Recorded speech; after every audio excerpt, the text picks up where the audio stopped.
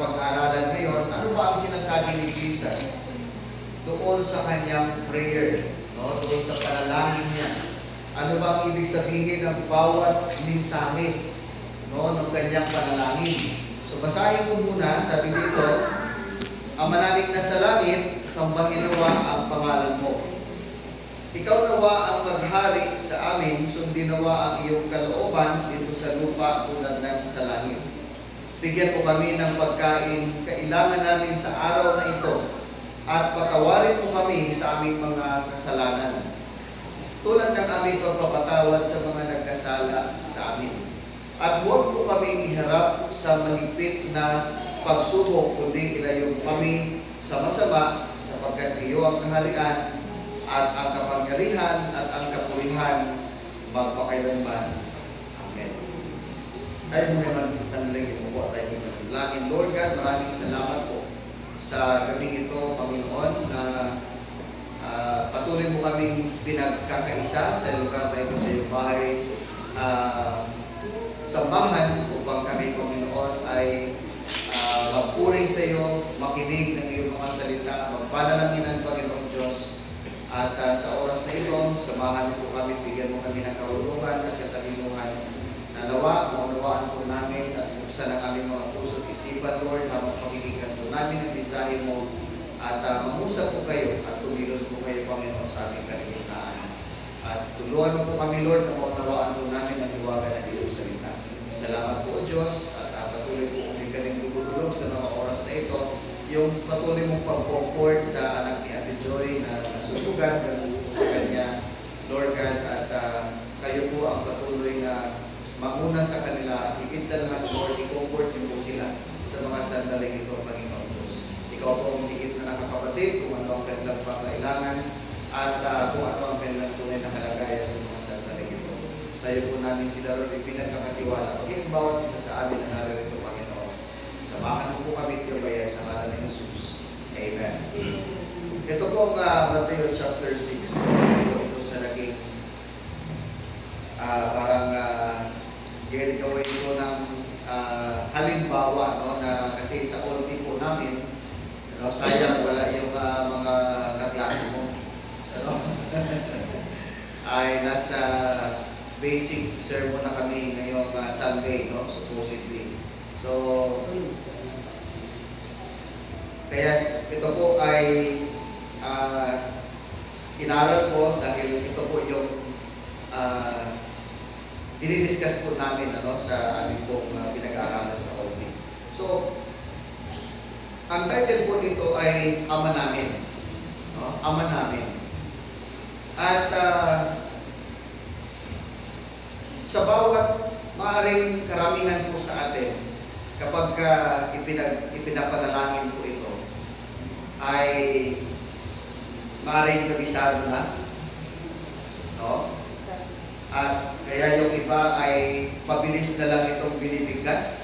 Kaya sa sobrang bilis, minsan hindi na po na-internalize kung ano yung pinakamensahe po ng panalangin na ito. No, ng mga binibigkas po natin. At yun nga po ang isa sa pinag-aralan namin na ano ba yung appropriate na prayer. No? Pagka tayo po ay dudulog sa ating Panginoon, ano ba yung tamang pagbigkas o tamang paglapit natin sa ating Panginoon? No? Pagdating po sa kung tayo po ay nananalangin. So dito po, si Jesus ay nanalangin sa kanyang Ama na nasa langit. Okay? Upang ituro sa atin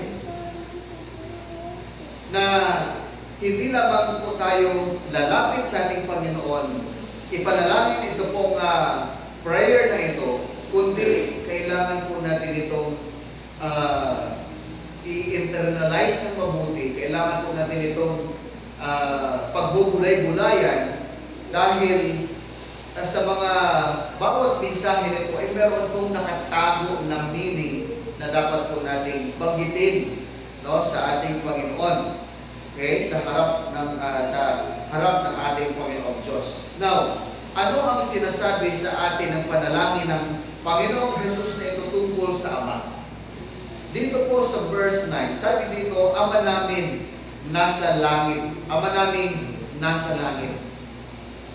Ano bang ibig sabihin nito, Ama namin nasa langit? Sa John chapter 3 verse 16, no, sabi po ng talata na ito ay gayon na lamang ang pag-ibig ng Diyos Ama sa sanlibutan, kaya ibinigay niya, isinugo niya ang kanyang bugtong na anak sa kanyang kaisa-isang anak upang ang sino mang sumampalataya sa kanya ay hindi pa mahamak, kundi magkaroon ng buhay na walang hanggan. So bilang isang ama, bakit niya, anong pinakalayunin, no, ng ating Diyos Ama, bakit niya isinugo ang kanyang kaisa-isang anak na si Jesus? Dahil po sa kanyang pagmamahal. Tama po ba? Dahil sa kanyang pagmamahal. So, meaning, no, this verse speaks about the Father, no? Yung nature ng isang ama na nasa langit. Isang ama na kung saan ay nagmamahal. Isang ama na kung saan ay nagmamalasakit. Isang ama na kung saan ay pinapakain niya, binibigyan niya ng pagkain ng kanyang mga anak. Sabi nga dito sa verse 26, masdan ninyo ang mga ibon. Hindi sila nagugutom o hindi sila nagtatanim, ni umaani man o kaya'y nagtitipon sa kamalig. Ngunit, pinapakain sila ng inyong ama na nasa langit. Hindi ba't higit kayong mahalaga kaysa sa mga ibon? Dito po natin makikita na ang pagmamahal ng Diyos hindi lamang po sa ilang nilikha niya, kundi sa lahat ng kanyang mga nilikha. At higit sa lahat, nagmamalasakit siya sa kanyang mga anak. Tayo na kanyang mga anak.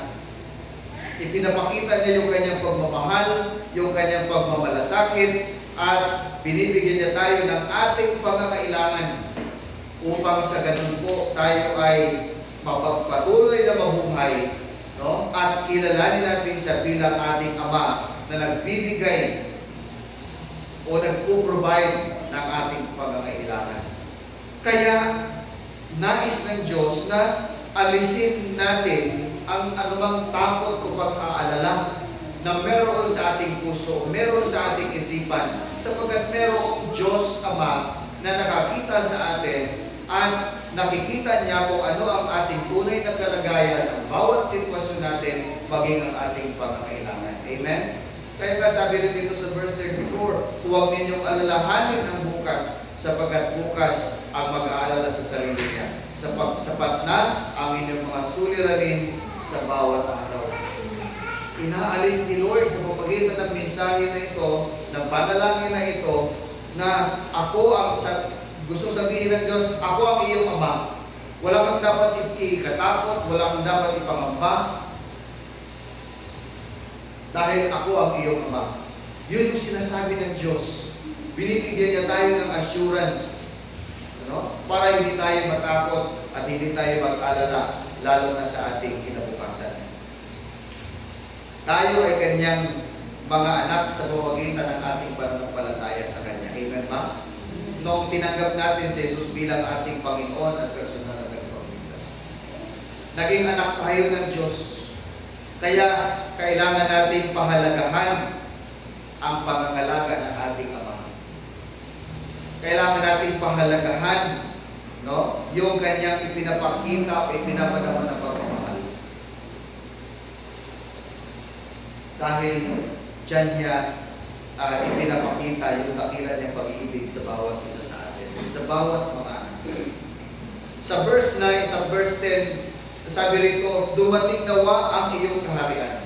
So it speaks about the future. Ang sinasabi dito, ito'y nagsasaad, no, yung prayer ni Jesus patungkol sa kinabukasan. Yung paghahari ng Diyos. Yung darating ang bukas na kung saan ay malapit ng maghari ang Diyos sa buong sanlibutan. But of course, kahit hindi pa man dumating yung panahon na yon, ay pwede siyang maghari sa ating buhay. Sa pamagitan ng ano? kung atin pong isuko ang ating mga sarili sa Kanya. Amen ba? At in fact, nung sinuko natin sa Kanya ang ating buhay, nagpasubmit tayo sa ating Panginoon, doon na siya naghari sa ating mga puso. Siya na yung naghari sa atin. At gusto lang ng Lord na i-secure yung ating future. Gusto niyang siguraduhin na sa piling niya ay ligtas tayo. No? Ligtas tayo. Dahil hawak tayo ng Diyos, kaya wala tayong dapat ipangamba, wala tayong dapat ikatakot.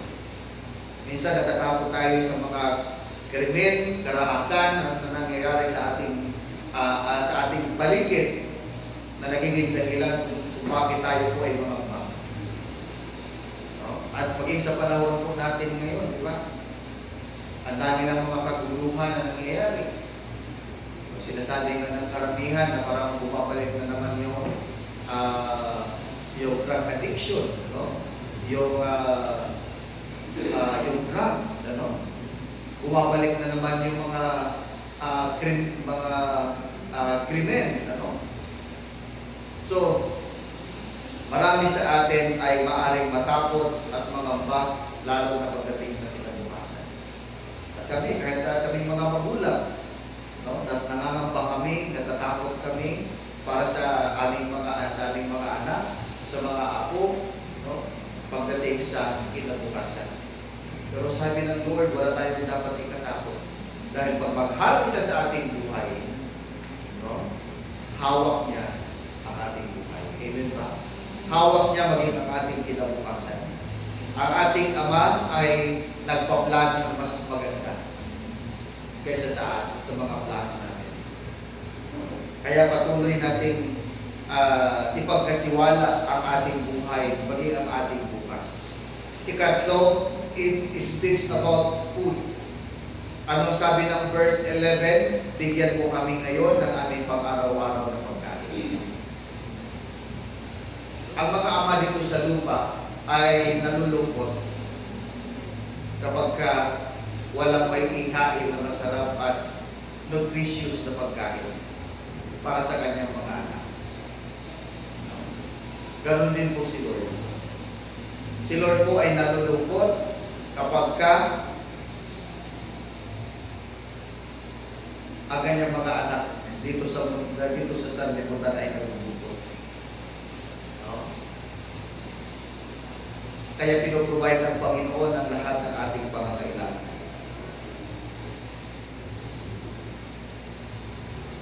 At bilang mga tagasunod, bilang mga mananampalataya, kailangan nating makita yung ginagawa ng Diyos sa ating buhay. At dapat ito ay i-apply rin natin sa ating mga sarili. I-apply natin ito sa ating buhay. At sabi nga ng 1 Timothy chapter 5 verse 8, ang sino mang hindi kumakalinga sa kanyang mga kamag-anak, lalo na sa mga kabilang sa kanyang pamilya, ay tumalikod na sa pananampalataya. At mas masama pa kaysa sa isang di mananampalataya. Kaya kanina si Ate Joy habang nagtitestimony siya patungkol sa kanyang mga anak. Nararamdaman ko yung kanyang kalungkutan at hinaing sa buhay. Dahil bilang isang ina, bilang isang ama, ay nag-iisip ng maganda para sa kanyang pamilya. Laging, ang mga magulang ay laging nag-iisip para sa kanyang mga anak, kumain na kaya yung mga anak ko. Lalo na kapag nasa workplace sila, kumakain na kaya yung mga anak ko. O kaya, meron pa kaya silang pagkain doon. Dahil gano'n ang mga magulang na may takot sa Diyos. Diba? Taliwanag po yung sinabi rito, ang hindi kumakalinga, ang sino mang hindi kumakalinga sa kanyang mga kamag-anak, o lalo na sa kanyang pamilya, ay katulad siya ng isang tao hindi sumasampalataya sa Panginoon. So, given na, sa mga magulang na may takot sa Diyos, na mag-alala para sa pangangailangan ng kanyang mga anak. No? Ang ating Ama na nasa langit ay naglalaan ng pang-araw-araw na pagkain sa atin. But of course, hindi ngayon basta i-habis na lang sa iyo. O ito, no? Ito kainin mo, hindi na lang yung ihahagis o ibibigay sa iyo na direkta galing kay Lord. Binibigyan tayo ni Lord ng lakas, okay? Binibigyan niya tayo ng kasanayan sa trabaho para maghanap buhay. Binibigyan niya tayo in fact ng trabaho, no? Para tayo ay maghanap buhay. Para meron tayong pangustos at matugunan ang pangangailangan ng ating pamilya. Para hindi natin sila mapabayaan. At ipakita natin sa halip yung pagiging magulang o isang taong may takot sa ating Panginoon. So, yung sinasabi rito sa verse 11, bigyan mo kami ngayon ng aming pang-araw-araw na pagkain. It speaks about food. No? Yung provision ni Lord sa atin. Hindi lang food, kundi lahat, no? Yung ating pangangailangan sa pang-araw-araw. At next, sa verse 12, sabi rito, patawarin mo kami sa aming mga sala. Dito ay sinasabi ng Panginoong Jesus na ito ay patungkol sa pagpapatawad. It speaks about forgiveness. Ang ating Ama na nasa langit ay nagpapatawad. No? Anong sabi po ng John 1:9, 1 John 1:9? Subalit kung ipinapahayag natin ang ating mga kasalanan, patatawarin tayo ng Diyos sa mga ito at lilinisin tayo sa lahat ng ating kasalanan sapagkat siya'y tapat at matuwid. Ganon kabuti ang ating Panginoon. Once na tayo ay humingi ng tawad sa Kanya, lumapit tayo sa Kanya na mayroong pagpapakumbaba. Gaano man kalaki yung ating kasalanan, ito'y patatawarin ng Diyos. Hanggat makikita ng Diyos na sincere tayo. No? Sincere. Ibig sabihin, mayroong takot at paggalang yung ating paglapit sa Kanya, paghingi natin ng tawad sa Kanya. No? Sa mga bata, sa mga kabataan dito, pagka kayo ay nagkasala sa inyong mga magulang, paano kayo haharap sa kanila at hihingi ng tawad? Ha? Nagmumula lang ba sa bibig? O nagmumula dito? Ha? Ha? Diba? Dapat nagmumula dito sa ating puso. Pagka tayo ay humingi ng tawad sa ating mga magulang dahil yun ay dahil sa kinikilala natin na nagkamali o nagkasala tayo sa kanila. Tama ba?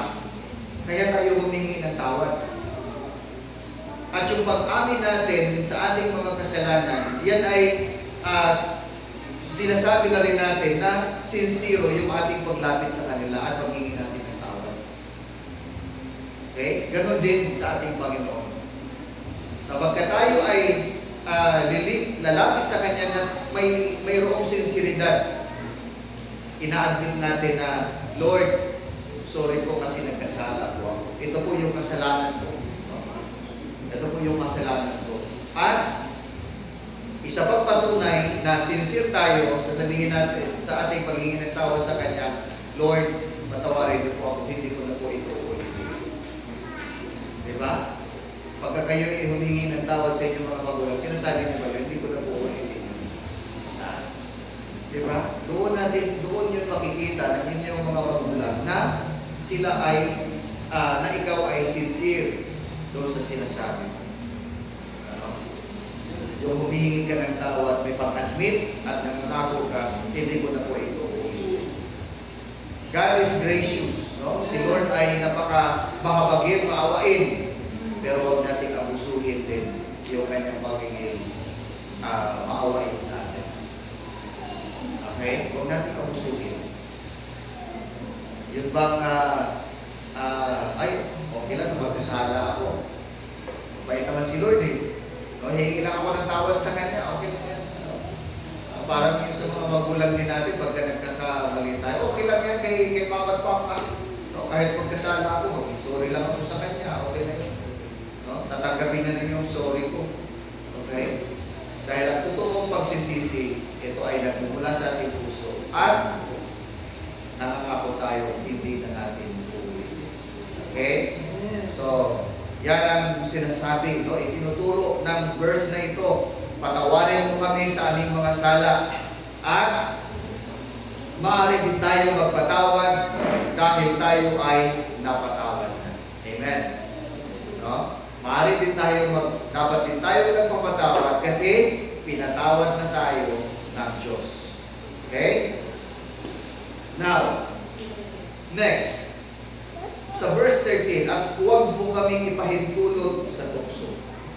Okay? Huwag mo kaming ipahintulot sa tukso. It speaks about freedom, no? Kalayaan mula saan? Mula sa evil spirit, mula sa temptation, mula sa mga problema o pagsubok na napakahirap dalhin. Ito yung sinasabi ng talata na ito, ng prayer na ito. At huwag mo kami ipahintulot sa tukso. Dahil ang pagsuko sa tukso ay nagdudulot ng pagkaalipin. No? Ito ay nagdudulot ng pagkaalipin. Ibig sabihin, pagka tayo ay sumuko sa kaaway at nagpapadala tayo sa tukso ng kaaway, ibig sabihin, nagpapaalipin tayo sa Kanya. Maging sunod-sunuran tayo sa Kanya. Pero yung sinasabi po ng prayer na ito, at huwag po kami ipahintulot sa tukso, ay nililimitahan ng ating Ama na nasa langit yung kapangyarihan ng tukso para hindi ito magakilos, no, sa atin at hindi tayo mahulog o madala ng anumang tukso at hindi din tayo panghinaan ng loob maging sa mga pagsubok na mahihirap dalhin, no, sa ating buhay. Kaya anong sabi po ng 1 Corinthians 10:13, wala pang pagsubok na dumating sa inyo na hindi naranasan ng ibang tao. Dapat ang Diyos at hindi na ipahintulot na kayo subukin ang higit sa inyong makakaya. Sa halip, pagdating ng pagsubok, anong sabi? Bibigyan niya kayo ng lakas upang makayanan ito at ng paraan upang malampasan ito. So, dalawa yung binigay ni Lord kapag tayo ay dumaraan sa tukso at sa mga pagsubok. Okay? Una, bibigyan tayo ng Diyos ng lakas. Bibigyan na tayo ng kapangyarihan para mapagtagumpayan natin yung tukso. No? At ano pa? Sabi niya rito, bibigyan niya rin tayo ng paraan. Ituturo niya sa atin yung mga kaparaanan niya. Yung kaparaanan ng Diyos para malampasan natin anumang tukso at anumang mga pagsubok na mabibigat na dumarating sa ating buhay. Okay? So, kaya hindi tayo dapat, kailangan magpaalipin, no, sa kaaway. Hindi dapat tayo maging sunod-sunuran, no, sa jablo kay Satan. Dahil mas makapangyarihan ang ating Diyos. Amen? Mas makapangyarihan si Lord. Mas makapangyarihan ang ating Ama, no, na nasa langit. And last, no, sabi rito sa verse 13, huwag mo kami iharap sa mahigpit na pagsubok, kundi ilayo mo kami sa masama, sapagkat iyo ang kaharian at ang kapangyarihan at ang kapurihan magpakailanman. It speaks about forever. Sinasabi rito ng yung meaning ng prayer na ito ay yung paghahari ng Diyos magpakailanman. Okay? Ang ating Ama sa langit ay walang hanggan. Okay? Siya ang simula at siya rin ay walang katapusan. Amen.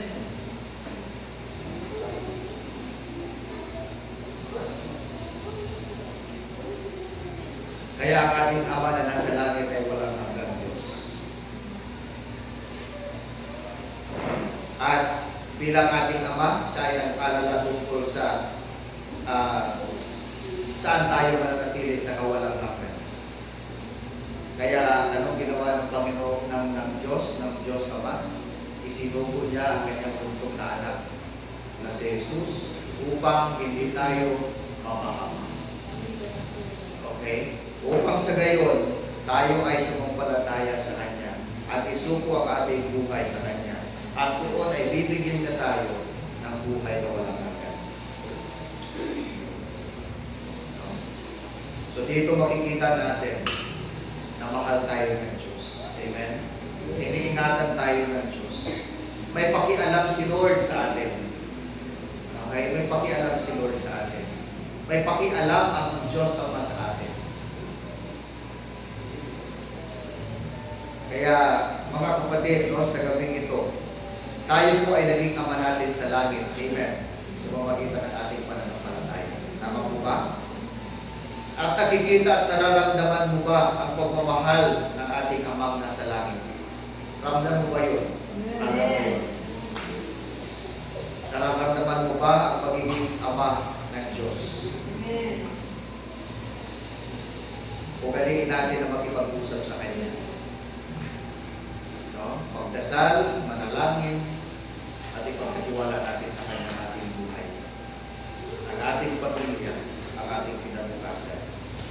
So, muli, no, ang meaning po ng prayer na ito, it talks about the Father, it talks about the future, it speaks about the food, no, that we need, it speaks about forgiveness, pagpapatawad, no, sa ating mga kasalanan at pagpapatawad din sa mga taong nagkasala sa atin.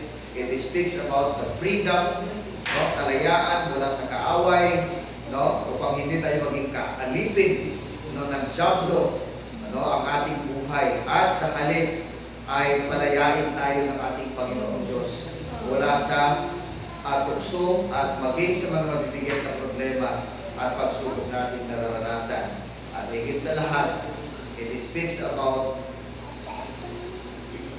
yung pagiging Diyos natin magpakailangan. Amen? So, God bless us all at magandang